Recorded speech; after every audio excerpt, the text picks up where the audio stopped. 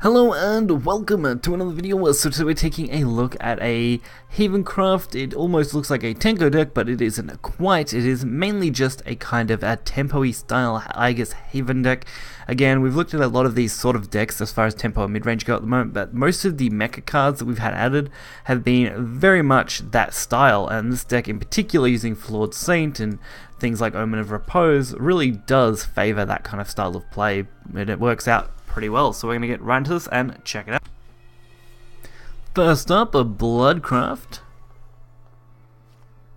Not the best thing to have to deal with. Barrier is impenetrable. Another vermin wants the sword. Very well. But definitely not a bad matchup for Haven overall, especially if it isn't any kind of super fast aggro kind of blood, which most at the moment aren't. So Mechwing Angel into Iron Knuckle Nun into Flawed Saint is actually a pretty great play, although Flawed Saint isn't really great when you're playing first. This is where you really want Omen of Repose into Flawed Saint, ideally.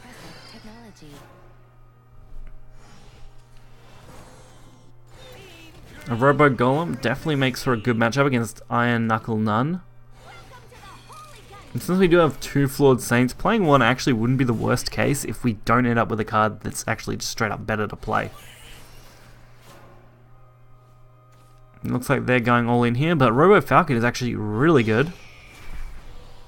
Being able to use that to just get extra damage in. Mainly focusing on that early game damage at the moment, since we've got a fairly stable board and Blood isn't going to have an easy time dealing with it at this point in their match. Although Hellblaze Demon is actually okay.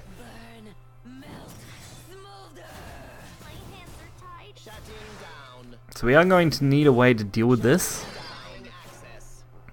Flawed Saint's probably it, since we can now use our Evo. And it will survive, just. Then it's just a matter of how do we strike the rest of this? Do we go face? Do we hit the board? That was really going to be the only decision.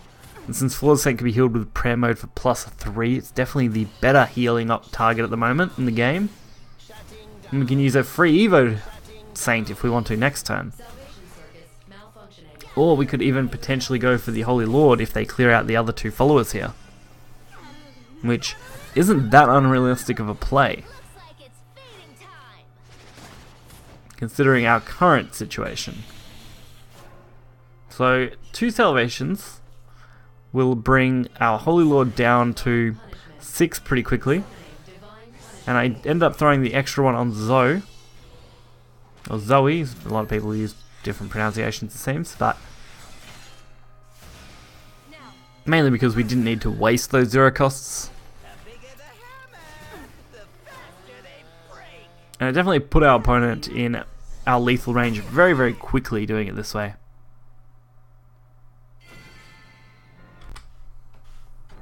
And for our next matchup, we are going up against Dragon. At least there's something different. We've had a lot of blood matchups in the last few videos.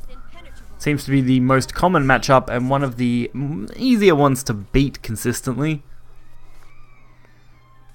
At least they were all giving me decent games to show off the deck's strong points and weak points. That was usually what I was aiming for. It's no good just to show a deck be absolutely dominate or absolutely dominate normally. So this actually isn't too bad a hand. Omen is good for our early game, even if it is going to benefit the Dragon player in ramping them up too. So White Heart, not something I use often, but definitely a solid play. It's looking to be probably another Nun play here. That's such a good card, getting that repair mode. And since we do actually have the combination of going for Omen into Flawed Saint, we're not really at any kind of disadvantage here. I really like that line of play in particular. And in a situation like this, even if you don't have Omen, if you are going second, Flawed Saint can just be straight up played anyway.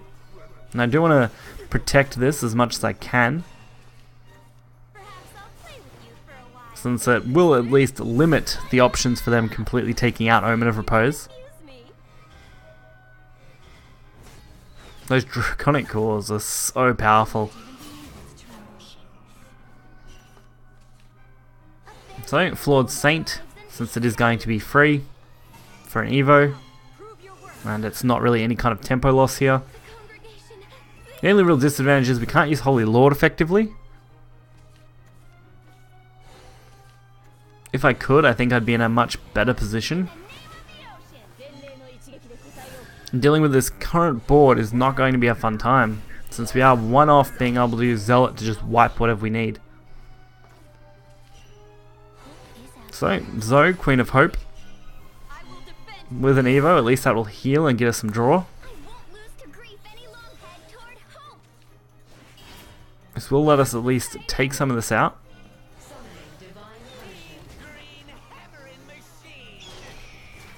And it also allows us to potentially set up for more zero cost spells, which should be a pretty good advantage. The only real problem is I had to leave up the 7-3, which is not a good thing to do in pretty much any situation. And they did decide to go face for 7, which definitely put me in a weird spot, since ideally I would have liked to have used Holy Lord and probably went for lethal, and I think I probably could have pulled that off, to be honest. It would have been a very close one, but I think it could have been manageable. And I did slightly misplay this. I really shouldn't have used it yet. I should have played something else or traded something in, because getting it to 9 would have been way better. But at least it does put our opponent in a reasonably rough spot and force them to have to use something to remove as much of this as possible.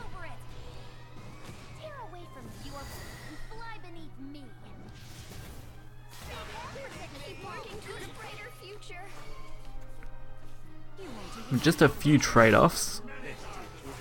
It's not really any kind of threat. And we did get a chance to use Gem Princess, so that's actually really good. I was actually a little concerned, and Zealot of Repose is going to get really good value against this board, with also the setup to clear whatever follower they play. Unfortunately, they got probably the best option as far as dragon followers go, but it probably wouldn't have mattered since they did go for the line of play they went for. At least now with Omen of Repose, we can actually wipe this out completely and heal up even just ever so slightly. Plus we'll also proc their Dragon Amulet, which will remove it from the game, giving us that little bit of edge we needed. And that little 0 damage psychological attack from Zealot did it, although give them the chance to play this Prince of Cocytus. And with that can come a whole host of other issues. At least with Flawed Saint, I've got a good option to kind of compete against this. And I do make, I don't think I make a major error here, but I probably could have played this a little better. I did decide to use the Robo Golem to trade instead of just letting Zealot do its job, mainly because I wanted the Salvation, because I wanted the IS in my hand, and I decided to of course heal just in case. There isn't really any big threats that can come out of them now. The biggest threat would of course be Scorpion of Greed, although Scorn of Desire isn't good either.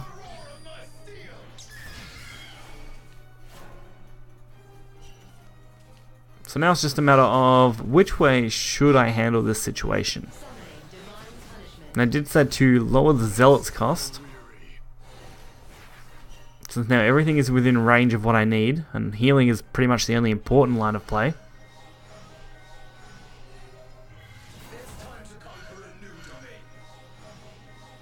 And they only have 9 health left. It's definitely not a lot for them to work with. Vicious Commander, deal 4 to an enemy is really good for them. Not so good for us.